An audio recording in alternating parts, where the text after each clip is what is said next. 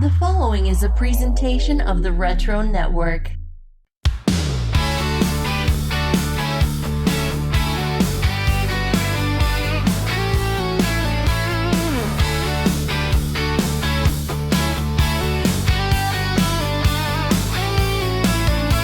Power on the time machine, set the dial back slow to neon nights and Saturday mornings. Ready, here we go. Cassette tapes spinning, arcade lights flare. We're unlocking every memory you forgot was there. From 80s cartoons to 90s jams, the toys, the trends, the retro brands. Grab your snacks, it's time to share your favorite blast from the past affair. Welcome to the Retro Resurgence podcast, where the good times always come back fast. There's no need to fear, 'cause Chad and Ken will take you there. Back to the rad, the bold, the rare. Yeah, we're bringing retro everywhere. Hey there, podcast listeners. Episode number 41 of the Retro Resurgence is here. We thank you for joining us for yet another stop along our nostalgic journey as we explore another retro pop culture topic on today's show. My name is Chad, and you listeners know the drill by now. I don't venture these airways alone. On the line, the other half of the team here, straight from a local Kumite tournament somewhere in Wisconsin, where they once famously dubbed him the Machine from Racine. It's Ken. Ken, Yeah, hey. what's going on? Ken, the Machine going from Racine. Hey, that's a pretty good one, man. You might have topped my wrestling one from the last episode. Yeah, man. I see you a JCVD reference, and now it's on you for next episode. What's going on tonight? Yeah, I'm doing well, Chad. Excited to get this one. We've been kind of anticipating this one for a while, and yeah, I can't wait to get into it. How you doing? Oh man, I'm doing good. A long week of life and stuff, but yeah, I'm looking forward to getting on the horn here tonight with you. When we started planning our 2026, you put this pretty much early on in our planning, and we saw Right. this coming down the road, so it's finally here. It's crazy.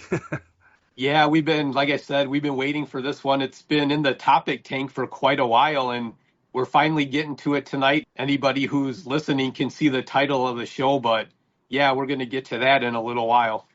Yeah, with the title and graphics that you will see once the show drops, we're going to pepper you with all things JCVD. So this is Ken's pick tonight. But first, we have feedback. Episode number 40 was our great ABC of Wrestling show. And our two normal commenters were added again with comments. One, our buddy Jim over at the Busy Signal. He goes, another fun episode. As a very casual wrestling fan in the 80s and early 90s, it was cool to remember some old school stuff. Good heads up on the Transformer news as well, which you Yeah. mentioned in your recurrent events, right? Yeah, the 40th anniversary of the Transformers movie, a visual history book, Yes. will be coming out in October. And our loyal listener, Space, a day or so after that aired, that episode dropped, he says, "You guys hit all the best picks. I am a big early 90s WCW fan, so 4 fingers up for the 4 Horsemen." He also says, "Rest in peace, Ted Turner," who, at the time of that episode, that was my pick for letter T. And Right. Didn't know that probably a week after we recorded, he passed away. Yeah, it's crazy how that just coincidence, like timing like that, how stuff like that happens. But yeah, I think it was, like you said, a few days after we had recorded, we found out that he had passed away. And being such a big part of WCW on TBS there, man, yeah, it's kind of, I won't say ironic, but kind of coincidental that happened at the same time. Yeah, it was a tough week for Atlanta. They a few days after that, they also lost their legendary skipper Bobby Cox. Yeah, in a the Atlanta Braves. a few days between Ted Turner and then Bobby Cox for Atlanta. A lot of history for that city with those two men. Yeah, for sure. Well, that was our feedback, and listeners, we really do appreciate anything we get over on social media, comments, suggestions, show topics, your thoughts on the episode. We love to hear your thoughts over on Instagram. You'll hear our handles at the end of the show. But Ken, let's get to some recurrent events for the week, shall we?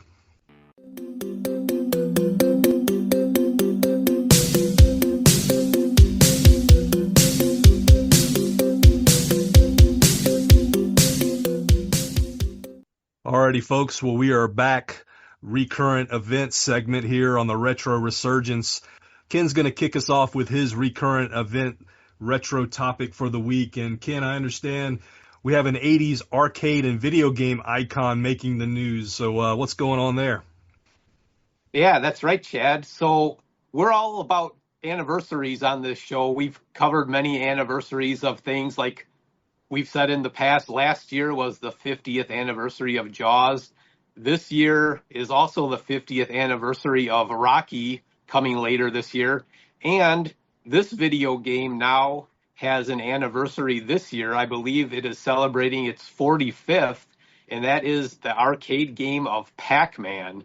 And to celebrate that 45th anniversary, Pac-Man will have a new animated shorts show on YouTube coming later this month, I believe May 22nd. Bandai Namco Entertainment, in partnership with animation studio Cartoona, has produced the animated series, which follows Pac-Man as he leaves Pac Village for the fast-paced neon sprawl of New Pac City, where everyday life bursts into speed, snack-fueled adventures with Team Ghost always on his tail. Pac-Man's boundless optimism is the ultimate power-up. Directed by Noah Pardo, and then with voice actors Mike Cephalo as Pac-Man and Inky, Mike Bodie as Blinky, Rebecca Wang as Pinky, and Lucas Arnold as Clyde. So yeah, what this looks like, Chad, is it's just going to be a set of animated shorts on YouTube. It doesn't give specifics on how long each episodes will be. I'm guessing it's probably maybe going to be no more than maybe 2 or 3 minutes. There is a short 40-second teaser trailer that you can watch. I'm getting my info here from IGN.com, so I'll post this in the show notes and you can watch the trailer. But yeah, Pac-Man is just going to have a little short animated series that's going to run on the Pac-Man YouTube channel on May 22nd, with new episodes debuting each month. So there's my little short and sweet recurrent event for this episode. Yeah, Pac-Man is one of those legendary characters, brand ambassadors, if you will. Yeah. It's been tried. We seen him on cereals and lunch boxes, and I believe he did have a cartoon in the 80s, right? A Saturday morning cartoon. I believe it started in 1982 and ran for maybe 2 seasons, I want to say. But yeah, Pac-Man's been everywhere over the last 45 years. Yeah, if it wasn't for a game character called Mario, Pac-Man may be one of the most iconic video game icons. If it weren't for, maybe Mario, maybe Sonic, you might put ahead of Pac-Man, but yeah, you wouldn't put too many ahead of Pac-Man and all the different things that you can do with them from a branding and marketing aspect. So, right, very cool. We'll have to check that one out over on YouTube, you say. And Chad, we're going to get into your topic here, and it looks like maybe we're going to talk some pizza. Yes, a little bit of nostalgia here. Book It. The Pizza Hut legendary program is back. Or did it really go away? It's one of those things, if you read the forums and social media, people said that it's still been around since the 90s. But officially, this made sort of news a few weeks ago. But Starting June 1st and going up until August 31st, Pizza Hut has announced the return of their reading incentive program, Book It. The program, subtitled Summer of Stories, will begin for kids in grades pre-K all the way up to 6th grade. And enrollment started on May 1st. Pizza Hut says, get ready to turn reading time into pizza time. This summer, keep your kids reading, learning, and loving books, all while earning free pizza. This hits home for a lot of 40 and 50-year-olds. So back in the early 90s, this was familiar to many Gen X and millennials who participated in this very program in elementary school. The program was symbolized by things like holographic buttons and stick-on stars when a book was completed, but is modernized for today's digital world with an official app downloadable in the Apple App Store or the Google Play Store, where parents and kids will keep track of their reading progress. Kids who meet the monthly goal will be able to claim their free personal pan pizza, just like before, back in the day. The program started in 1984, and like I said, it supposedly has never stopped, even though it's kind of like a internet folklore that it did stop maybe. And 40-year-olds are all around the country are excited to relive those glory days of Book It, this time perhaps through their own kids or even their grandkids. So you'll download the app.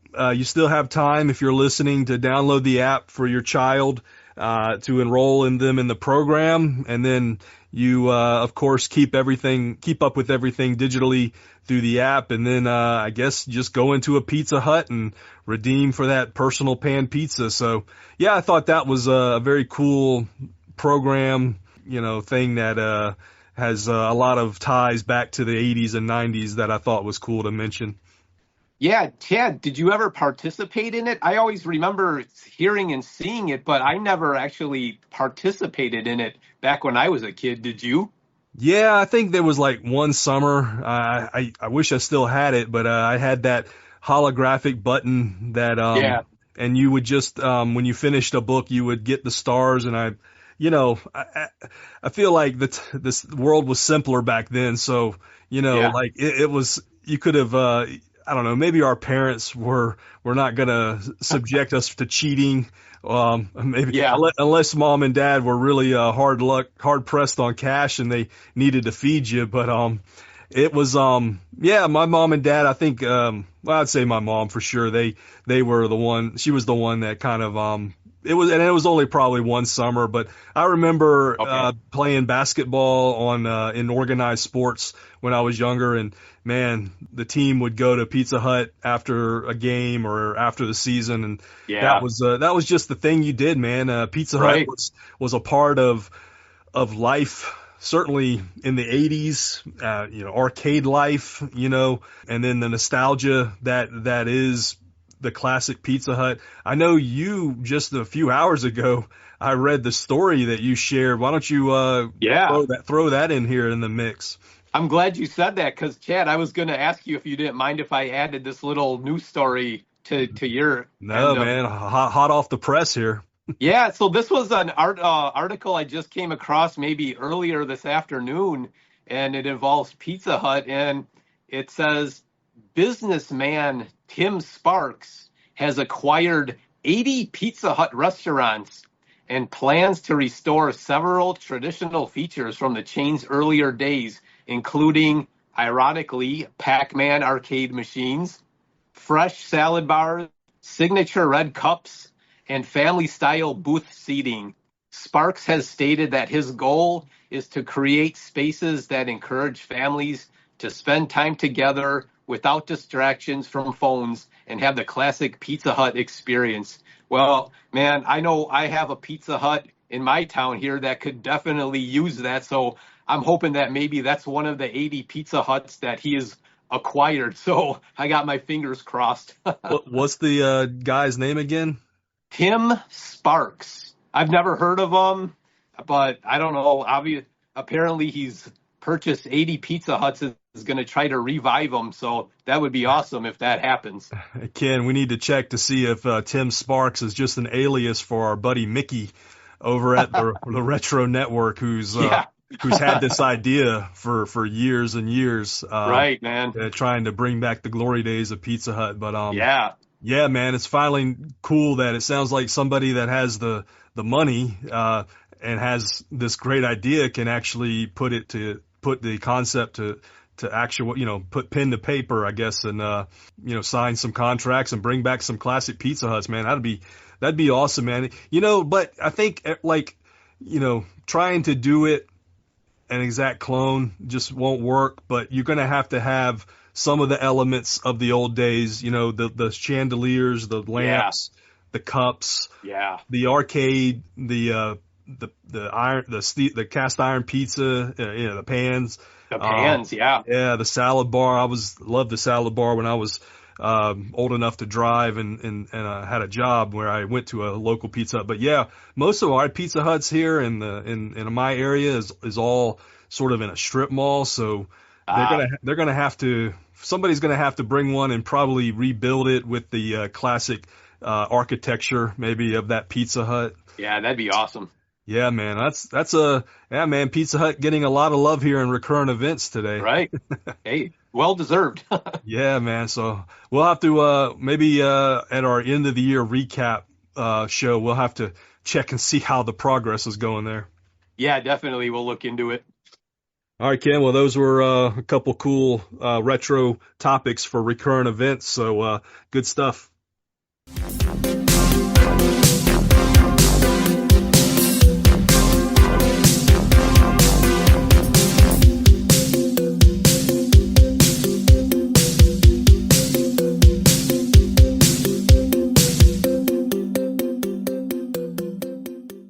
The decade of decadence, the 1980s, is primed and ready for you to rediscover in podcast form. Celebrating the pop culture that made us, the Rediscover the 80s podcast has several unique shows that explore our favorite decade. Our lineup includes Memory Jogger podcasts, Rank 'em, and various interviews to whet your appetite. Listen to the Rediscover the 80s podcast in your favorite listening apps. The Rediscover the 80s podcast, helping you reconnect with your favorite pop culture from the 1980s.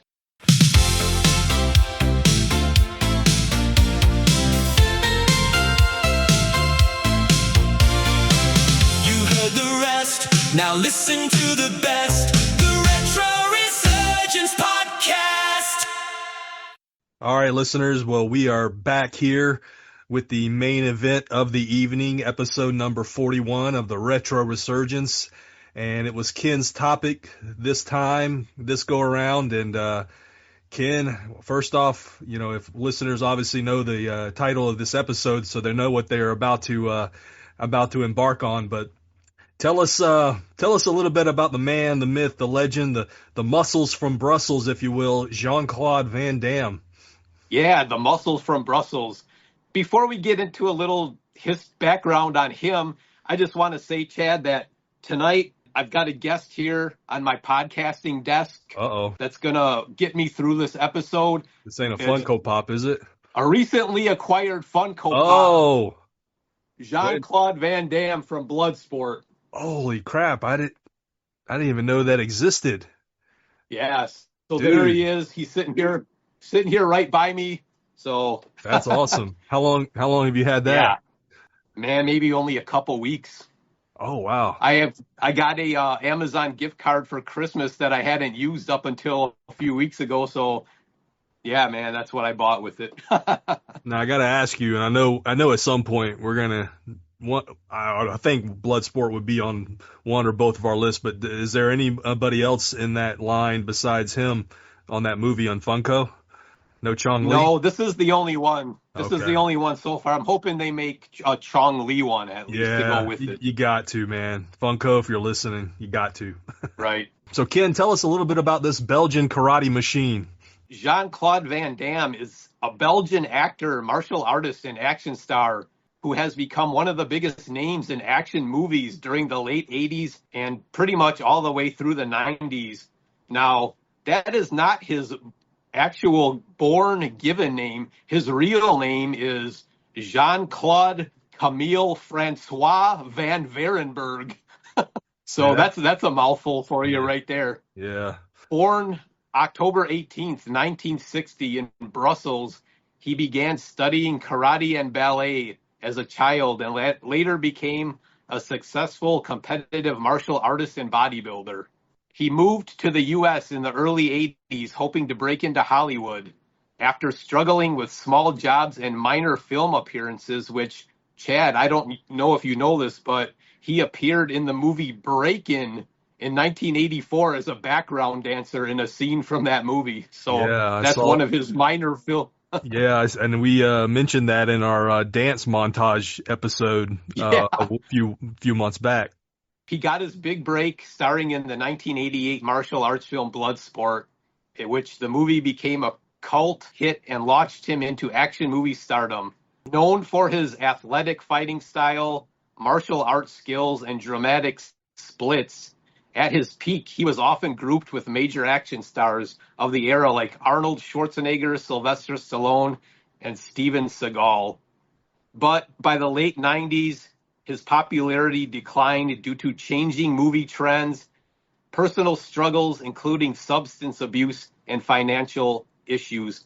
But, however, he experienced a major comeback with the 2008 film JCVD, which is a semi-autobiographical movie in which he played a fictionalized version of himself. And critics praised the performance for him being able to show a more emotional and self-aware side to himself. Since then, he has continued acting in action films, voice acting, streaming projects, and nostalgic franchise appearances, including returning to the Universal Soldier series and appearing in The Expendables 2. Today, he remains a cult icon and one of the most recognizable martial arts movie stars of his generation. So yeah, man, he's had a long career and, pretty successful for the most part. So there's our little background on JCVD. Yeah, and I think during my research on his films and this podcast, I think he's been in just a shade under 100 films throughout his career, which Wow. if you look at Schwarzenegger, he's about the same. If you look at Sylvester Stallone, two men that you just mentioned, I think Stallone has a little bit more, but they're all kind of hovering around triple digits. So, these guys, the guys you mentioned, even Steven Seagal, which I don't think we've mentioned on any show yet. No. Yeah, a lot of these career arcs, these guys were making money hand over foot. Like everything, the best will prevail, and sometimes these guys got better roles and better breaks and better producers and directors, and sometimes, we debated this in the Arnold versus Sly episode, Yeah. who's the actual better actor, who's got the better films, and it's all subjective, of course, but Yeah. you throw JCVD up there, maybe not as box office as the two that we talked about last summer, but Sure. he definitely is a cult favorite among people our age, I would say. Yeah, definitely one of mine for sure. And there's another guy you could throw up there that I believe Van Damme was kind of mentored by, and that's Chuck Norris. I follow Van Damme on Instagram, and when Chuck Norris passed away, he was posting a lot of, posts about him being a mentor to him and being a close friend. So, yeah, you could throw Chuck Norris up there as well. Yeah, man, just lost him a few months ago. Yeah. Ken, I got to say that when I saw this coming on the calendar, I have to admit I had only seen about one or two films of JCVD. It's just not somebody that I gravitated to his movies. And of course, the show tonight is a top 5 plus an honorable mention. So, I desperately needed to get to the number 6, and I did get well past that. And I got to say that, there's going to be some sort of underlying themes and some common threads you're going to find in a lot of his films. But Sure. yeah, I'm kind of sad that it took me this long in my early 40s to get to the point where I've seen, a dozen or so JCVD films, but and I've got more to watch after this show. So I know we were talking before we hit record about how many are we going to match on tonight, and are we going to talk about the ones we wanted to talk about? So what are your thoughts, man? You think we're going to match quite a bit or what? Well, I messaged you earlier in our Discord, and I said that I predict that we will at least match 2 movies somewhere in our top 5 lists here. So I don't know. It could be more. It could be less depending on what we watch. But my prediction is at least 2. So that's what I'm banking on. Yes, and listeners, I know you don't see Ken right now, but he's got a classic film poster of Time Cop, which was one of the ones I did watch recently. So maybe we'll have to discuss that if it shows up on either of our lists. Yeah, we'll have to see here. So we're gonna get into it. Are you ready to go? Yeah, Ken, tell us how we're gonna structure tonight. All right, so this is gonna be our traditional top 5 through 1. And then we each, like we said, are going to have an honorable mention, which we'll get to those first. So, Chad, do you want me to go first, or you want to go with your honorable mention? Yeah, let me go with mine first. All right. I think I want to go with mine first because my honorable mention, I was thinking a little bit outside the box on this, because you did say, yes, Chad, you made sure I had an honorable mention to talk about. I am going to want to bring up not a movie, not him on a TV show. I'm going to talk about a 2013 commercial that he was in for Volvo trucks. And now you're smiling like you probably know about this, but if listeners do not, my honorable mention is going to be the viral commercial for Volvo trucks. Now, you got to watch this. If you don't know what I'm talking about, you got to go on YouTube and search JCVD and Volvo. To promote Volvo's truck's dynamic steering system, they brought in, at the time, the 53-year-old JCVD to pull off a pretty remarkable spot for their commercial. The martial artist performs his trademark split on the side mirrors between 2 moving Volvo trucks. No stuntman. Just JCVD doing JCVD things. It was also, what's also most impressive is that this was filmed in a single take, which I don't know if you knew that, Ken, but I did not know that aspect of that. No. Yeah, that once you watch it and you say how that and they did have some safety things. They had him on a sort of a cable in case things went awry, but no, he didn't. There was no CGI on that one. That was him. It's played to the tune of Enya's Only Time. Yeah, I love that, man. Yeah, I do, man. That's a great. And then of course the trademark JCVD split happens while these trucks are driving on like an empty road. But the thing besides the impressive feat was this commercial blew up on the internet. It was released directly to YouTube. And in the first week alone, it racked up over 30 million views. So, Ken, I know that's not quite the maybe not the honorable mention you were thinking of, but I had to throw that in there. I had to throw that in there because that just, and we'll probably talk about this too. JCVD doesn't. There are films and stuff that he doesn't take himself very seriously, and this commercial, it seems like he sort of a little bit tongue in cheek, but it was the actual real thing. So like, it's not as a parody as you might think, but for him to agree to do it just, because people would expect that from him was just, I think it was awesome.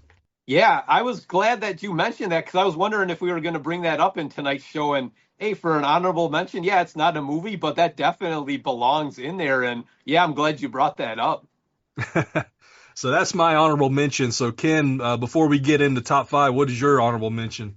All right. Well, honorable mention is a movie, and this was one that I kind of went back and forth with whether I wanted to put it in my top 5 or my honorable mention.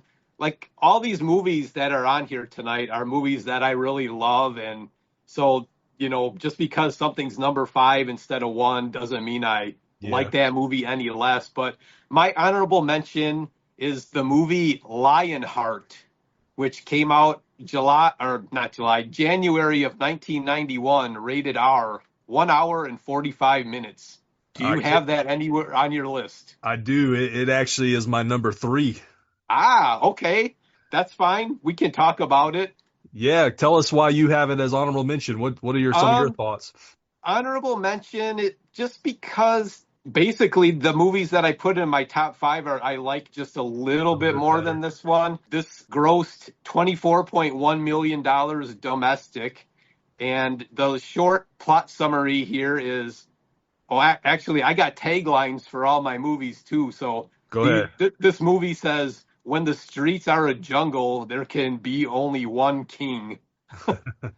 All right, so Leo Gaultier, played by JCVD, is a soldier in the French Foreign Legion, which there's a couple of his movies where he kind of plays that same Foreign Legion. In fact, one of them is called Legionnaires, right? Legionnaire, yeah.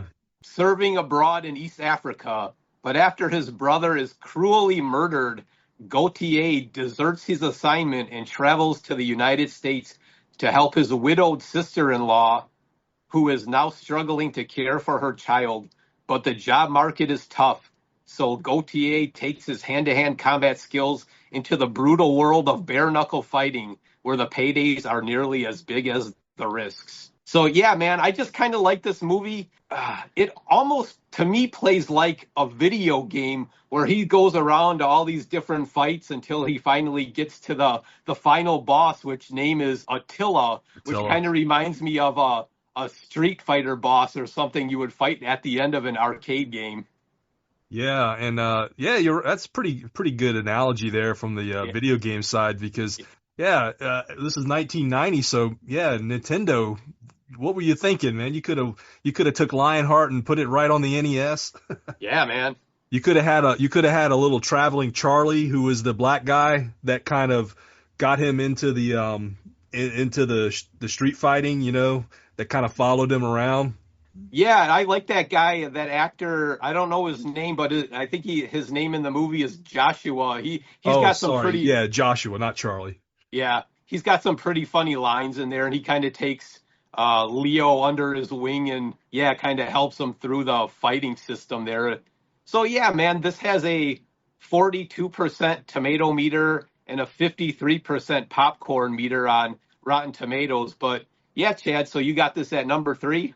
Yeah, because I like the ending of it. The fact that after he wins that fight, and of course, all these JCVD films, not all of them, but a lot of them have him sort of kind of getting crossed. The lady who was kind of romantically interested in him, yes, all of a sudden rigs the fight to try to make money, and but of course, in the end, JCVD, wins, and it was cool because like at the end, you think, okay, the French Legionnaires are gonna capture him and take him back, but then they sort of see what he's done for his niece and his sister-in-law, and they let him go free, which I thought was a cool ending that I did not expect to happen. Yeah, that's kind of why I liked it, because a lot of, and we'll talk about this, but a lot of his films are there's some lack of some plot, lack of some depth and some story, but I thought this one was one that had, in addition to all the fighting and the violence and the martial artistry, I thought this one was a pretty good story at the end. Yeah, it really was, I thought. And I've noticed if you watch his movies that he'll have repeat actors in some of his movies. So one of the French Foreign Legion military people that try to find him in the United States also plays the fighter Tong Po in Kickboxer. Yeah, we'll probably talk about another actor that is in at least 2 of his movies as we go along here, I think. I want to say, and this might be what you're referring to, but in Lionheart, isn't Bolo Young in Lionheart, or am I mistaken? No, he is not in that movie. Okay, I know he's in a couple. Yeah, but maybe not this one.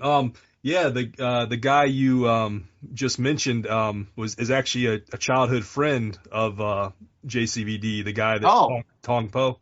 all right. Yeah. Nice. I like the and you know, a lot of the films for Jean-Claude are going to have some iconic villains, and I think Attila is up there as one of the top ones. I thought it was Oh, yeah, I'd agree pretty with cool, that. Yeah. cool bad guy. And your analogy there to the video game, you know, that would have been cool to be the final boss there to get to him.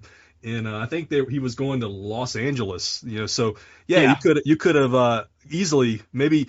Ken, you know, you love those Chat GPT things. You might have to create one on Chat GPT. You know, if Lionheart was on the NES. Yeah.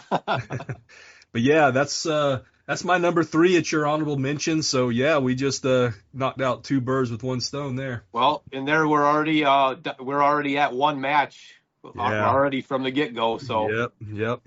Getting to number 5, Chad, I'll let you go to your number 5. All right, this one, and I already said that a lot of these movies I've just watched in the last month and a half. I did not know this one existed. I'm glad it does. This one it's hard for me not to think this is Die Hard on a hockey rink, but this one is Sudden Death. Ah, yeah. Does this one make your list? It does not. Okay. It does not, but I recently, because I was making some decisions for my 5 or 4, and the only place I found this streaming was on Amazon, but you had to rent it for $4, so I rented it and watched it. But yeah, this did not make my top 5, but still a good movie though. Now, as this one was up a little higher for me, just because of some of the corniness, cheesiness, it just popcorn flick at its finest. Yeah. But you know, it's JCVD channeling his inner John McClane to me. Pretty much, yeah. Yeah. So this is 1995, so right in the heart of the 90s.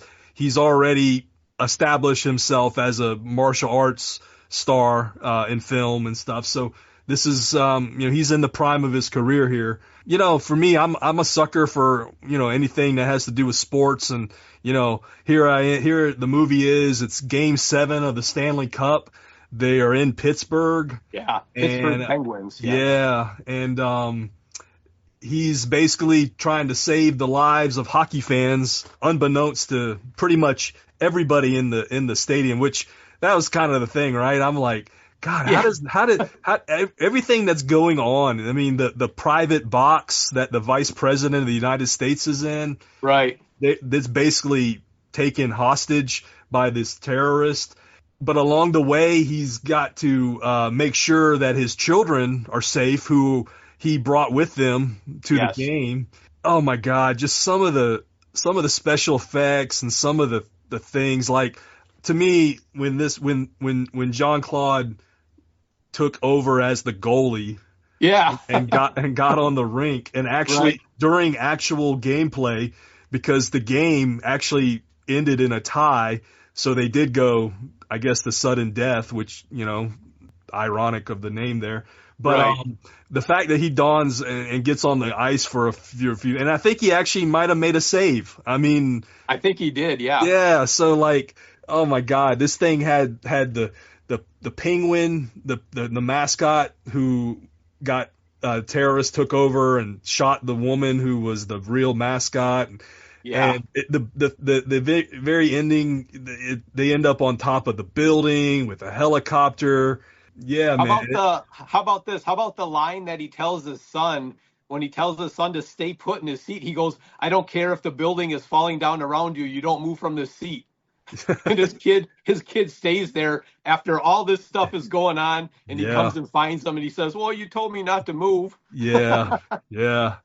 It man, it's got some cheese. It's a cheese fest, but you know, it definitely has. If people like, I mean, probably Die Hard is considered more of the poster child for hostage movies, taking over buildings and stuff, but and certainly maybe the bad guy in Die Hard outweighs the bad guy here, but I thought it was a pretty okay attempt, you know.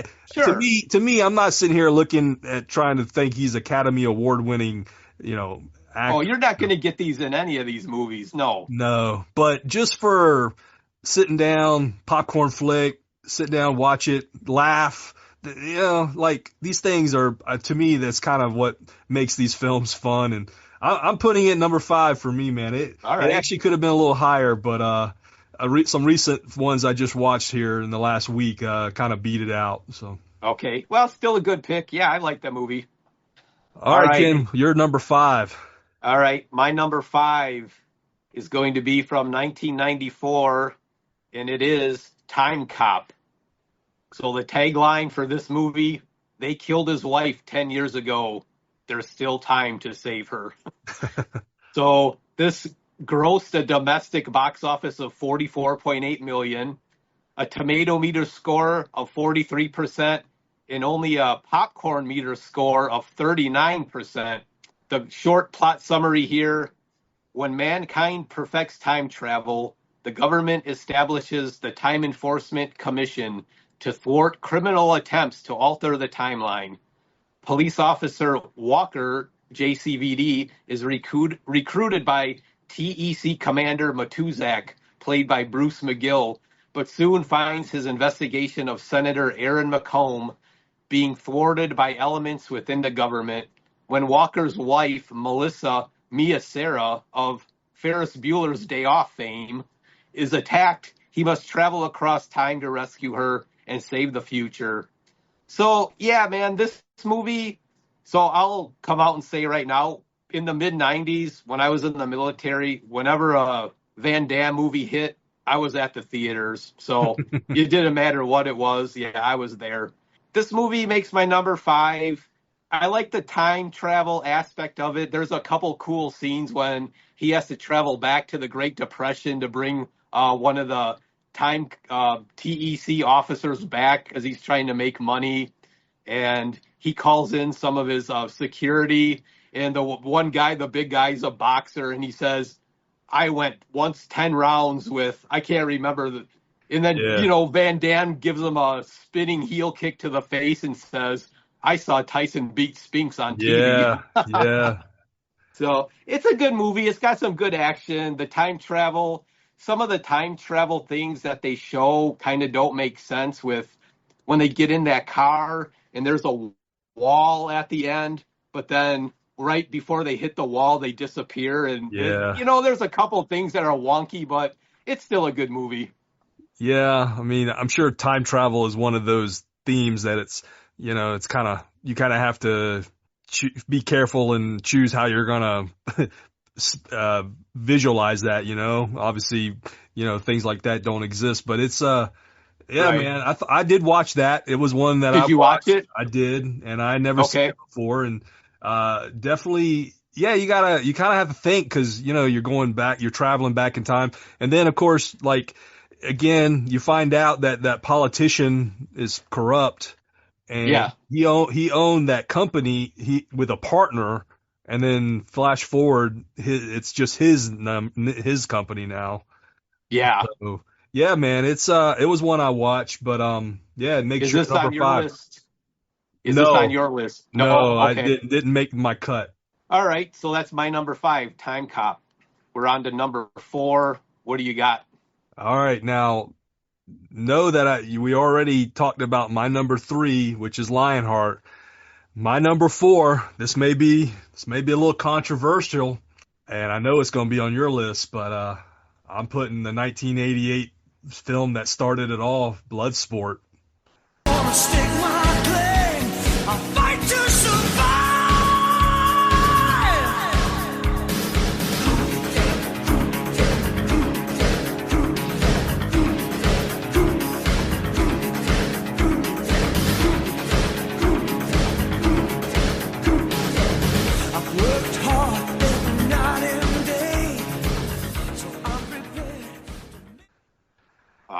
That is on my list. That is my number 1. Oh, that is my number 1. But that's Ken. I see you there. You're like, Chad, how can you rank this so low? Hey, man, it is what it is. Yeah, but we'll talk about it. Listen, it had to go on my list somewhere. We're going to talk about it obviously together here, but sure. This is my number 4. This is why JCVD exists in our world. I mean, Bloodsport was the cult classic that launched his career, loosely based on the highly disputed real-life claims of martial artists Frank Dukes, Chong Li, which we mentioned, Ray Jackson. By the way, rest in peace, Donald Gibb. Yeah, recently passed Donald Gibb. Yeah, just man. lost him from Revenge of the Nerds and Bloodsport. But Dukes gets Chong Li to submit by saying the word mate. And I just think it's hard to imagine that this movie didn't directly influence the creation of the video game Mortal Kombat, you know? Man, it's very, very similar. Yeah, but Ken, it's your number 1. You're going to talk about it now. Let's go ahead and hear the background, some stats. You know, I know you got some stuff there. Yeah, 1988, like you said, the tagline, "The True Story of an American Ninja." Now, this is my number 1, but ironically, this is the movie on my top 5 that grossed the least at the box office, which only had $11.8 million. But the reason it's my number 1, Chad, is like you said, this is what started it all. I think, you know, if you don't have this, sure, is Van Damme still around, but is the popularity there like it was? Maybe not. Yeah, like I said, I got my Funko Pop here. This had a tomato meter score of 48%, but a fan popcorn meter score of 75. So, yeah, the fans really like it. And like you said, it's very similar to Mortal Kombat. And I was going to say, you could almost made a fighting game out of this movie with all the different characters and fighting styles. And, yeah, man, I watched it earlier this year, getting ready for the episode, and yeah, this is my favorite out of all of his movies. So yeah, Bloodsport is my number 1. Yeah, now this is one of the few that I had seen prior to, you know, recording this podcast, and I just recently watched it again, and man, you can sit down and watch this any day of the week, man. It's just awesome. It's got great scenes. It's got everything. I was going to mention, we haven't mentioned this yet, but I want to talk about the trope of JCVD's bare ass being in a movie. There's quite a few movies that got that in there. Yeah. we might have to go back and find out which ones do and which ones don't, but this one does for just a brief. Yeah. It's going to be hard pressed for people that are fans of his not to put this 1, maybe 2. That's why I know maybe me putting it 4, but I do have some reasons for the later choices here that I just like it just a tad bit better. But this one, I think when it's said and done, his career, you're gonna put, even though it's not my personal number 1, I think consensus, you're gonna put Bloodsport as his best piece of cinema, you know, ever. Yeah. Maybe not, like you said, box office numbers would reflect that, but like cult classic sort of staple, and sometimes that's really what it is. It's like, you know, the measurables you're not going to get it in the measurables, but just overall impact on pulp culture, this one is for sure.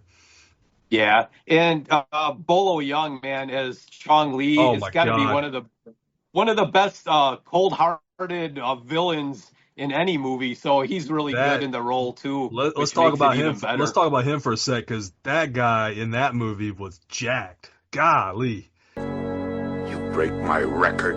Now I break you. Like I break your friend. He was jacked, man. He looked great. And at the time I looked up, this guy was almost 40 years old when he filmed that. Oh, wow. Yeah. Okay. Yeah, you wouldn't know it, but no, man, he looked like now JCVD looked like a teenager. He was such a baby face. Oh yeah, very young. He was in his early 30s, but he just looked so young, man. But that villain, yeah, Funko, you gotta make Chong Li Funko to go with Ken's Frank Dukes. What's your thoughts on Frank Dukes, and you know, what's kind of come out with him after the movie came out about some of that being not real. Any thoughts? Yeah, I was just going to say, yeah, some of those things that were in the movie, yeah, they later came out and said some of that stuff didn't happen or some of the stats really weren't true. But yeah, I really don't know a whole lot about it. Just like you said, just like, yeah, some of that stuff didn't happen or didn't go down the way it was portrayed in the movie. But I don't know, man. It's still a great, entertaining movie, and Yeah. I can kind of look past that for that fact. Yeah, me as well, man. If you're just looking at it from pure movie point of view, man, and Yeah. entertainment, Right. and just the awesomeness of JCVD is he's got the spinning heel kick, and golly, you got all the moves there, man. Yeah, they're all there. All right, Chad. So that was your number 4. So we'll get to my number 4, and this is coming from 1991, and this is the movie Double Impact. So this tagline for this movie: one packs a punch, one packs a piece, and together they deliver. Rated R. I think all these movies I have on my list rated R. This Yeah. is an hour and 50. It grossed a box office of $30.1 million. The synopsis here really quick. Nearly 25 years after seeing his father and mother killed by Hong Kong crime boss Raymond Zhang, Chad Wagner, JCVD, is living in Los Angeles as a flourishing yet peaceful martial arts trainer. But Chad has a twin brother, Alex, also JCVD, who suddenly reunites with his less aggressive sibling and wants to avenge their parents' death. As the pair plan their payback against Zhang, they also struggle to overcome their personal differences. Tomato meter 30%, popcorn meter 43%. Now, this one, I like it, but there's some, I don't know if you can really even call it CGI in 91, but there's a couple parts in the movie where you can definitely tell that, they're not there at the same time. But I still kind of like it because he does play both characters differently enough where you can distinguish, of course, who's who. Yeah, yeah. And this is the one that I was mistaken. This has got Bolo Young in it. This is the one that has Bolo Young in it as well. Yes. Yeah. Yeah, I agree with you on the technology at the time. I mean, yeah, seeing no stunt double or anything. He was filming that and then he had to go back and film a part where they were in the same scene. You could tell just from the look of the video of yeah, man, it's a cool concept, the twice, if you love JCVD, you're going to get double the fun on this film. You got in the trailer, the guy Zhang, he's like, oh, now there's 2 of them. And, kind of like, oh, that's pretty cool. But yeah, that's my number 4, Double Impact. Yeah, I don't think he, like you said, I don't think he did half a bad job playing 2 people with kind of 2 different personalities. So right. Did this make your list? No, but it was one that I did watch in preparation. So I have seen it, but no, it did not crack my top 5. All right. And just a quick tally, Chad, we are at 2 matches. So that was my prediction. So we'll see if we have any more going forward. Yeah, we will. Yeah, Ken, my number 3 we already said, so which was Lionheart. So that's right. Why don't you go ahead with your number 3? All right, my number 3 is going to be the 1992 film Universal Soldier. Okay. The tagline: almost human, almost perfect, almost under control. This movie grossed $36.3 million at the box office. Plot summary here: we have, during the Vietnam War, soldier Luke Devereaux, Jean-Claude Van Damme, finds that his superior officer, Andrew Scott, played by Dolph Lundgren, has turned violently deranged, and the 2 fight to the death. After their bodies are retrieved, they are placed into a secret program in which they are reanimated and trained to become unquestioning killing machines. While Devereaux and Scott initially have no memory of their former lives, glimpses of their past start to return, rekindling their intense conflict. So not only do you have martial arts action movie, you also kind of got a sci-fi twist in this one as well. Yeah. And of course, Dolph Lundgren being in this movie, of course, of Rocky fame as Ivan Drago. I thought he was a pretty good villain in this movie. What do you think? Yeah, no, I have not seen this. Oh. I started it one night and I just got kind of tired and I ended up not finishing it, but I did see the opening scene where Lundgren kind of goes crazy and Yeah. yeah, I mean, Okay. you got to think for Hollywood, this is like what, right in the T2 era with Yeah, just like about Arnold. a year later. Yeah. Yeah, and you've got that sort of sci-fi element, which, Yeah. before this, Van Damme was really, it was just about, kickboxing and martial arts and not, this is the sci-fi kind of, I would say the first one he did. Now, Right. I do know that this film has really have a lot of sequels. It has, I think, at least 4, I want to say. Yeah. And one of those sequels does have Goldberg in it from WCW Wrestling. I think he's in one of the offshoots. Oh, really? I didn't know that. Yeah, Yeah, there's, now you don't have any of the sequels in your list, do you? I do not know. Okay, yeah. Yeah, and Dolph Lundgren is probably what, about 4 years after Rocky, so he's Well, maybe about 7, because Rocky 7. 4 came out in '85. Yeah, Oh, okay. I thought it was a little later.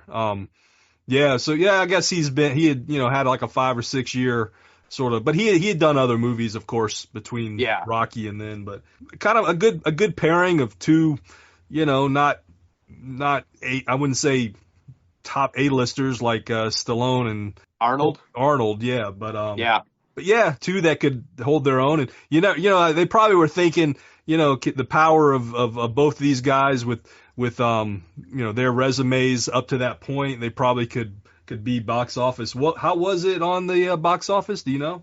it says $36.3 million domestic. So I mean, not too horrible. Yeah. The first time I saw this movie, Chad, I was almost done with basic training for the Navy in boot camp, and we had a week where they kind of let us do whatever we wanted to. They kind of gave us a break, and one of our company commanders brought the VHS tape of this in and put it in, and we all sat around this TV and watched it in our barracks. So that's the first time I saw this movie. Yeah, man, that memory still sticks with you, huh? Yeah, and then we had this guy in our company that was a pretty good martial artist, and he could do those freaking high spinning heel kicks that Van Damme could. So he's in there in the middle of the barracks just doing these big spin kicks, and we were all going crazy, and yeah, it was pretty fun. Nice. And that's your number 3, huh? That is my number 3. All righty. We got the top 2 now. We got the 2. You said on yours, well, we know you're 1. Right. So, we only have your 2 to reveal. All right, well, let me reveal my number 2, and you give me a sense here if this was your number 2. So a year after Bloodsport, 1988, you've got 1989. To me, these movies are kind of right on the same path and plot. They vary a little bit, but overall they're kind of the same. Mine, number 2, is Kickboxer. That is mine as well. Nice. All right. Nice. So well, I'll let you kind of go into it, and then I'll riff off of you. Okay. I just said here the film that probably introduced us to Thailand kickboxing, known as Muay Thai. Yep. JCVD, starring as Kurt, has a brother who is very good at kickboxing in the States. He's actually the champion. And the media ask, why don't he go to Thailand to fight the best fighters in the world? He goes there, meets their champ, Tong Po, which, I mean, you got to think Chong Li, Tong Po, 1, 2, 1A, Yeah, man. these guys, man, he had an awesome look. Like That matchup might show up on a future Retro Resurgence Rumble show, Chad, in the future. So yeah, we'll see. definitely. His brother gets paralyzed by Tong Po, and Kurt goes to study under a legendary trainer that sees him train, and they become known in the country as the White Warrior.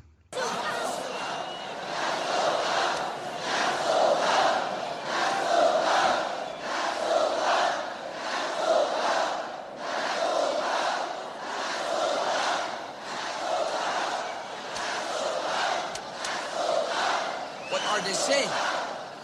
Look so cow, White Warrior.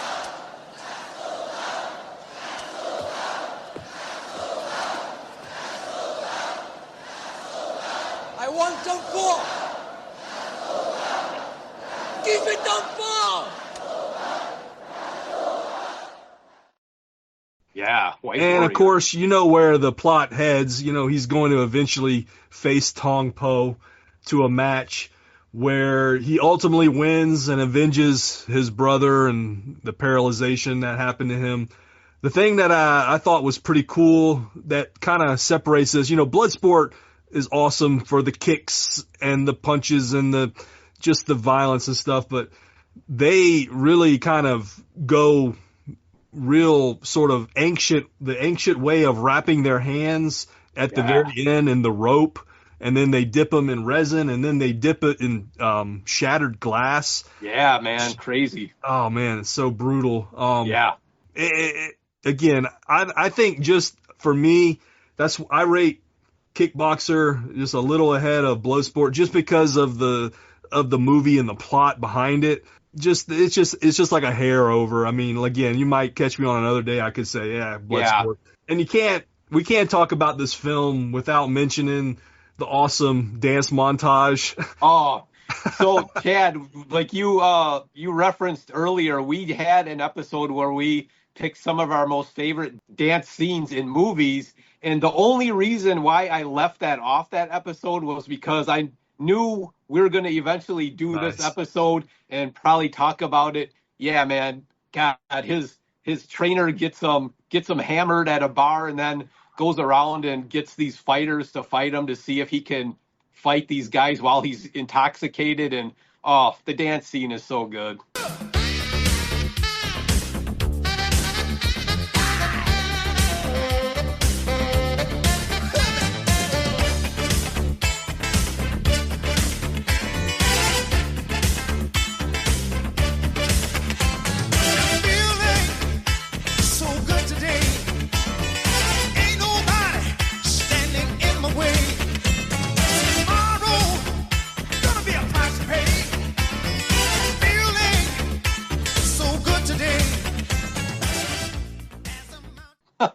Yeah, man.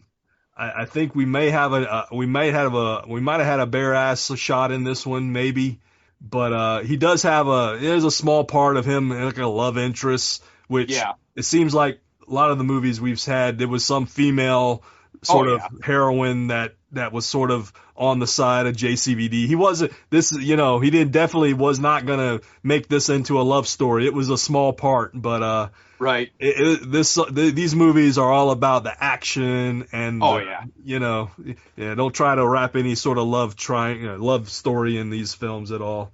Right. And he produced a lot of these, didn't he? Yeah. Fight choreographer. Yeah. And, yeah, sure. So I mean, he had his ways and he had his style. I mean, that's why we brought him up as a topic, man. He's pop culture icon. So yeah, your number two, my number two. What do you got to say in terms of Rotten Tomatoes and all that? Yeah, tomato meter of only 36%, which is the critics, but it's got a fan popcorn meter of 64%. So it's up there, pretty good.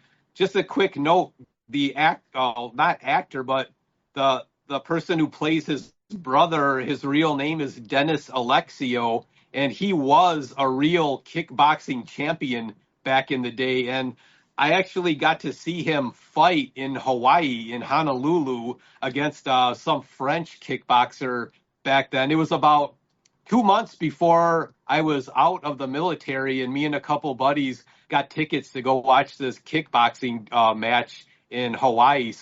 And I got to see the guy, Dennis Alexio, who played his brother in the movie. So that was pretty cool. Cool. Yeah, that would have been about 5 years after the film, maybe 6, About 7 years after, 7. yeah. Very cool, man. Yeah, he's not much in terms of some of his lines. Acting Oh, is terrible, but yeah, yeah, he's definitely like right. a badass fighter. Yeah, he for sure was. But unfortunately, man, Tom Poe did a number on him. Oh yeah, Tong Po took care of him real quick. Yeah. Uh, Yeah, we yeah, may have to do like our rumbles. We may have to talk about, like what you already said, the villains. We may have to do some sort of show where we gather up all the villains of JCVD films, because man, there's yeah, some good ones.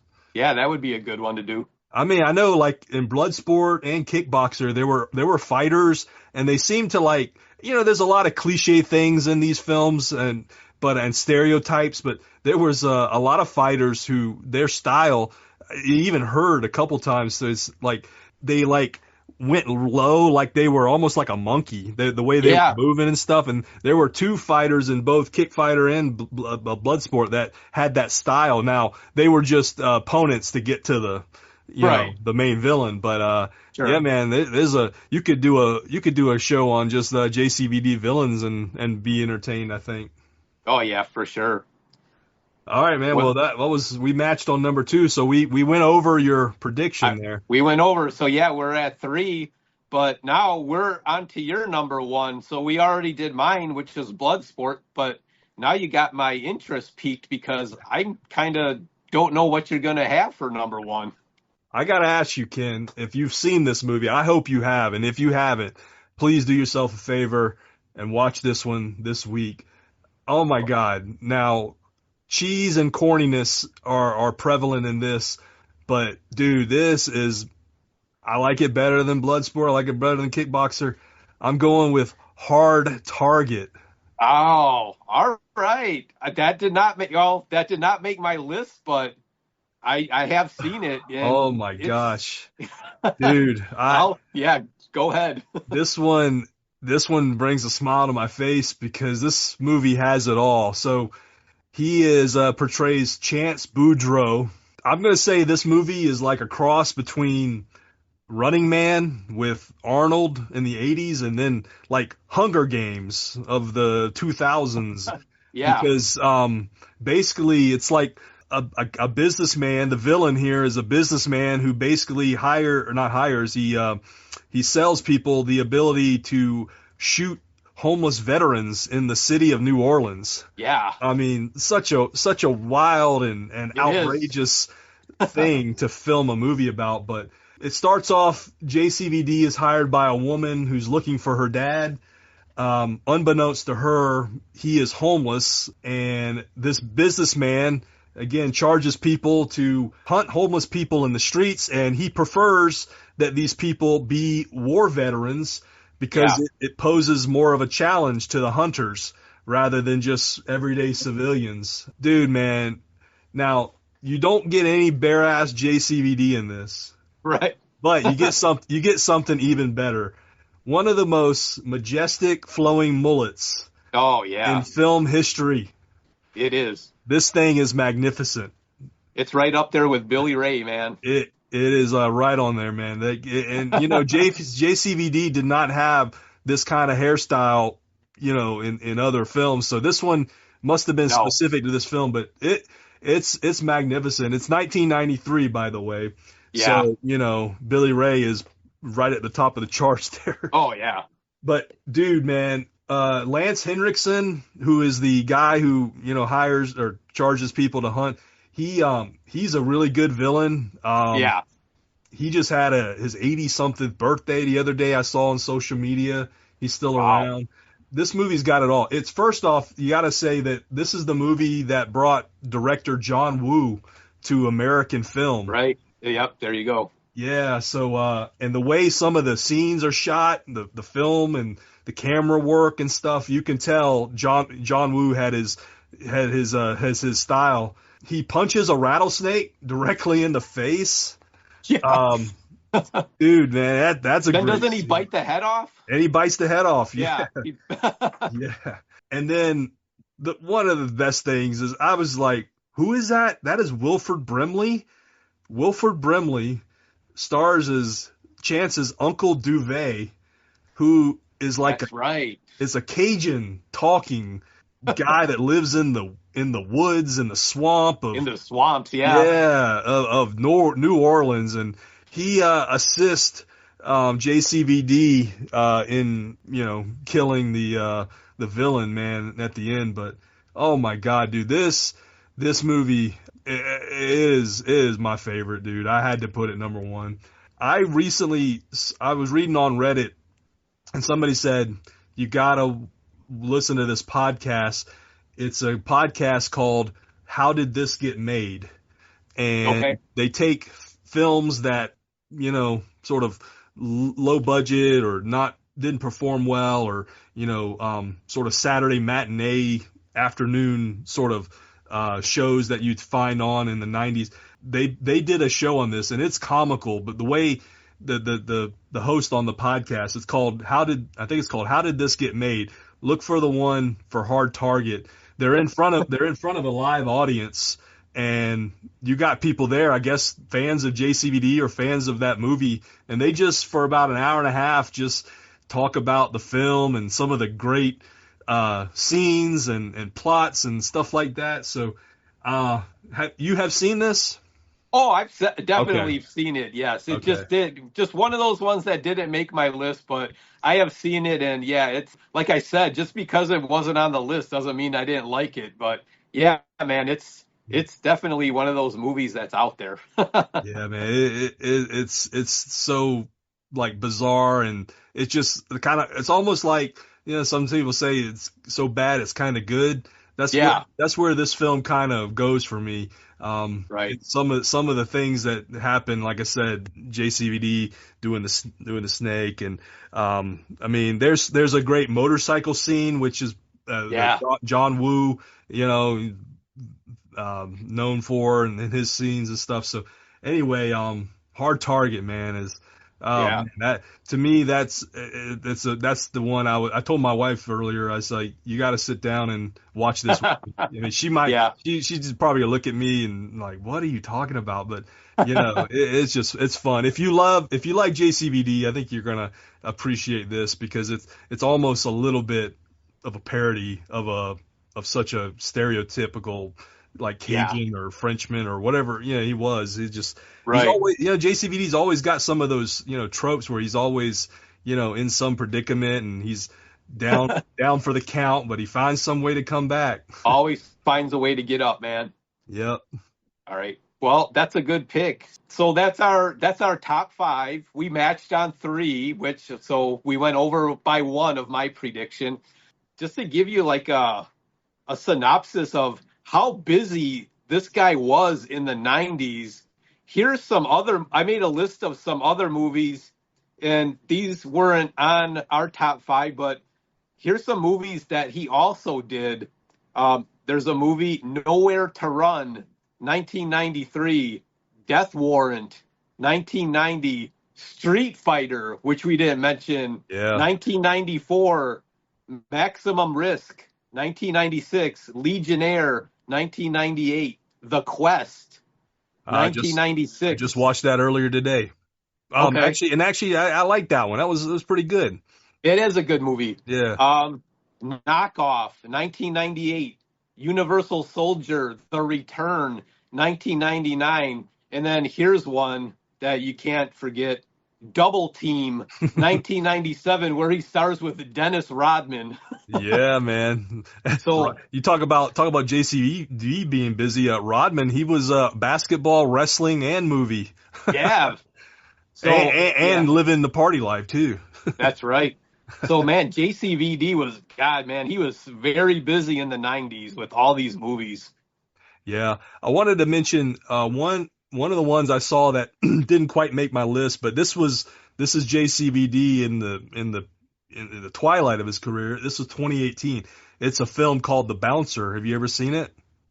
I have. Most of his 2000 stuff I have not seen. Yeah, so I don't know that one. Yeah, I mean, his 2000 stuff is obviously keeping up with that style of movie physically.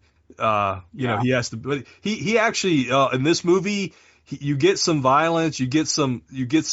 It's more of a brawling, not so much, karate and martial arts. But it's a pretty good film. It definitely is like obviously older JCVD, but it's got a good little plot, and it's got some of the tropes like people cross him, people that he trusted. He's trying to protect somebody like his family. And in this case, in that movie, it was his daughter. He's trying to. He's widowed, so he's always got a good heart, good moral, but he's always finding himself, of course, in tricky situations where he's got to fight his way out or do something kind of cool. But I'll throw another one out there, Chad, that I just recently watched that I could not get through the whole movie. I turned it off about halfway through. I was just talking to someone at work. I believe it's from 98 or 99. It's called Desert Heat. Okay. So basically the plot of this movie is Van Damme is an ex-military. I don't know what branch of military, and he's just out somewhere in the Arizona desert, and he's out there to kill himself. But then he sees, I don't know if it's the ghost of one of his ex-military buddies, played by a very young Danny Trejo. Okay. So he's out there and he's got a motorcycle, and this group of meth dealers finds him out in the desert, and they steal his motorcycle. So the whole plot then for the rest of the movie is him going into this town and dealing with all these meth dealers to get his motorcycle back. That's about basically the plot of the movie. And also, Mr. Miyagi, Pat Morita, is in this movie as well. Nice. So, yeah, that's another one that's kind of out there. I tried to watch, he had a series on Amazon called Jean-Claude Van Johnson. You heard of this? I've heard of it, yeah. It only lasted one season, but he kind of parodies himself. And then from what I've heard, he breaks the fourth wall and goes into it's like a monologue of his career, and he kind of goes in. I think he goes in on, it might be that film or another one, goes in on Steven Seagal. Okay. Because they kind of had a feud. Yeah. I mean, yeah, you have almost 100 films that. So yeah, we matched on 3, right? Right. And there were others that we could have mentioned, and ones that I would probably still gonna try to watch. So this may not be the end of our JCVD discussion, but this was good, man. We definitely talked the highs and lows, man.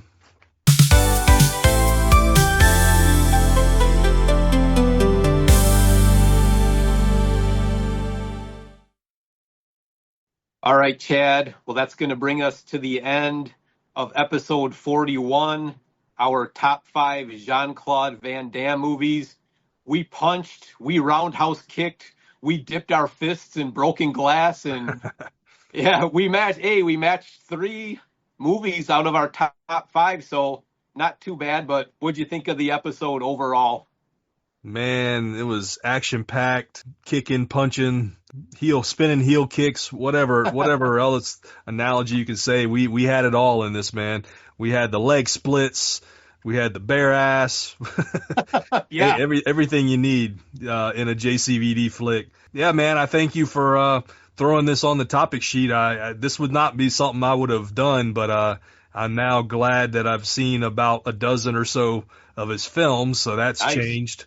And, man, that's why we're partners, man. Me and you, we complement each other. You've, gotten me to see some stuff. Like, I know, what was the Dangerfield, Back to School? Oh, Back to School, yeah. That one, if I didn't have you in my life, I wouldn't have, be watching that. And some JCVD. So, right. Man, we're complimenting each other, and we're, of course, heading into, our summer season. We got a few more topics, right, before summer hits. I believe we have 2 more topics before we're going to go on our summer break. But, yeah, and I think just a little tease for next episode, it was your pick, and I believe it's a Mount Rushmore of anyone who has 3 names, whether it be musicians, actors, cartoons, athletes. That's going to be our next episode. Yeah, I figured it's been a while since we do a lot of list shows, top 5 shows, but our Mount Rushmore is going to require us to sort of debate and argue for people. So, Right. yeah, and this is something that, I mean, people with 3 names, right? You can think of some probably right off the rip, but then you might think of some others. You're like, oh, you know what? That person's had a pretty good career. So, yeah, all areas of pop culture. So athletes, musicians, movie stars, singers, you name it. People with 3 names, the greatest celebrities with 3 names, and yeah, we'll kind of see where that discussion goes. And it should be an interesting show. Yeah, definitely. I had to actually do some digging, some research on this one. So yeah, it was fun to do, and I'm looking forward to that one. And listeners, if you are listening to this, we want to promote Ken and I's other show as something just getting off the ground. Not a whole lot of traction yet, but it's called Yesterday Reimagined. We have episode 2 released over on YouTube. We did some post editing of the show, and Ken put it up there on YouTube. And we had 2 of our buddies, if you haven't heard, 2 of our pals over at the Retro Network join us. And it was a fun, cool discussion of AI concepts, and we talked about serials that could have existed in the 80s. And it was fun, and it's sort of our side project that we have, on the side of Retro Resurgence. And so if you haven't listened to that, please, first off, go to YouTube, subscribe to the Retro Resurgence channel, and under that, you will see a heading there for Yesterday Reimagined, and you can look at some of the reels that Ken has put, the shorts, I think they call it over on YouTube. And then you can go listen to any of the back episodes of Retro Resurgence as well. Yesterday Reimagined, the exclusive home over on YouTube. So go check that out. Yeah, go check that out for sure. Those are fun to do. And I'm going to have something new starting over under the Wide World of Toys playlist pretty soon, Chad. It's going to be called Ken's Toy Reviews. So I'm going to just dig into my collection, find something, whether it be a Funko Pop, a Transformer, a wrestling figure, anything, and just do a quick little, video toy review. So look for those to be coming soon, too. Awesome. And listeners, if you have any ideas for both Retro Resurgence and Yesterday Reimagined, hit us up over on our website. You'll see our email address. There's a contact form. The best way is probably just leave a comment over on Instagram, over on YouTube. Yeah. We will continue to be sort of one of the many touchstones of pop culture out there on the internet. I consume, Ken, you probably like me, we consume a lot of retro content, and yes, we have our own style here. I like to think so, at least. And but it's fun. You were talking about Pac-Man earlier in the show. I just listened to a guy, Everything 80s, which is a podcast I like. He just did basically a history of Pac-Man from its beginnings to its impact. And, of course, probably timed, of course, with the anniversary. So, yeah, man, it's fun to be a part of the community. And we just want to, have, more interaction with our listeners. We see our numbers. We know that there are people out there we think are listening. So please reach out to us on any of those social media sites and let us know you're there. Yeah, definitely let us know. We're over 600 followers on Instagram. So if you're one of our followers and you haven't listened to the show, definitely give it a shot, and we think you'll like what you hear. So, yeah, more subscribers, more followers. Yeah, we're here for it all, man. Well, Ken, it's fun, man. JCVD in the books. Yes, sir. JCVD in the books. And I guess we'll spin kick our way out of here, and we'll see you in 2 weeks. Later. I heard you can get killed at that Kumite. Only if you fuck up.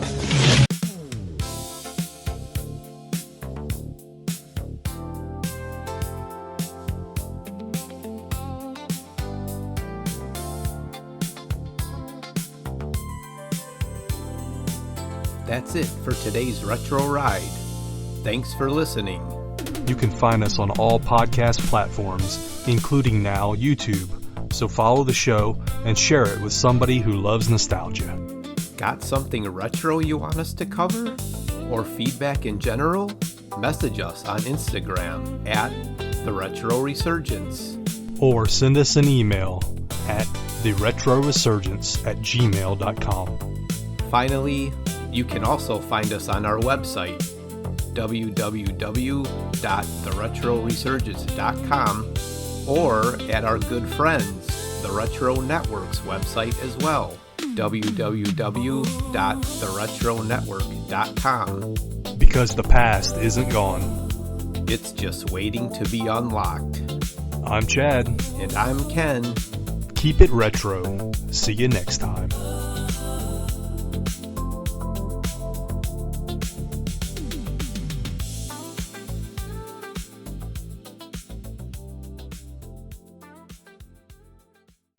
This has been a presentation of the Retro Network.